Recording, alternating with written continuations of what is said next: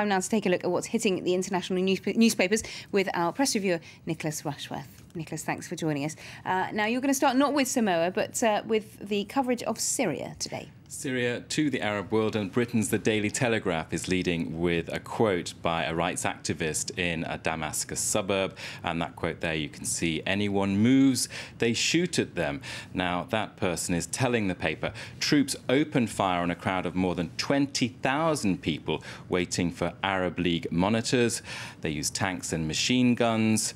The person there saying nothing can be done for the injured because troops are targeting anything that moves. And that photo there that you can see is of a boy being targeted by a security officer. That video posted on YouTube. Always a question of verifying things, but we've been used to that for several months now, Lorna. Right. Well, now we have just seen, in fact, that the Russian Foreign Ministry has said that the first comments from those Arab League observers in Syria show that the situation is, quote, reassuring.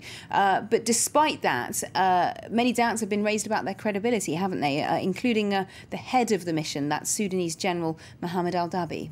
Well, Le Figaro, the French paper, is asking just how could the Arab League have appointed this man? He was the founder of the Janjaweed militia and a loyalist to the Sudanese President Omar al-Bashir, who is wanted for genocide. And there you can see that cartoon of him shaking the hand of Assad, who has a bomb behind his back.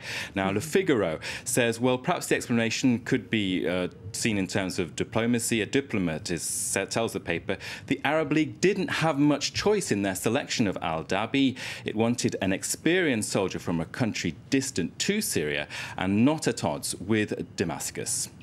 Now, the year is ending. We're the last weekday of the year, certainly, and the papers must be full of lots of comment and reviews of what's happened this year, particularly, of course, the Arab uprisings, which are not solely in Syria, of course.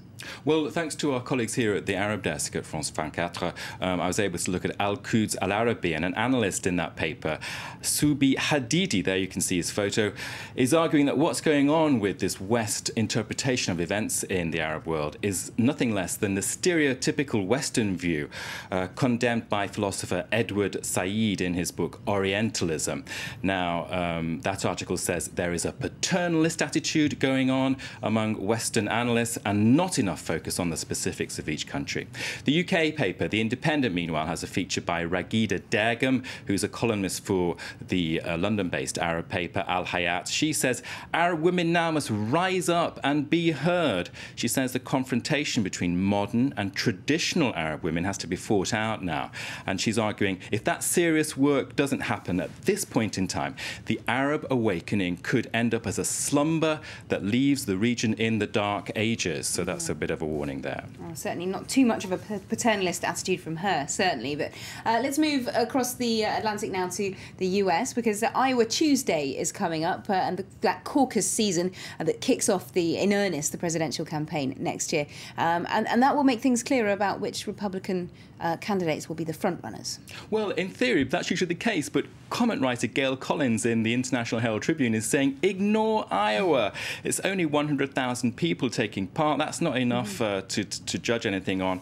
She says that's about the same as the number of people going to a football stadium.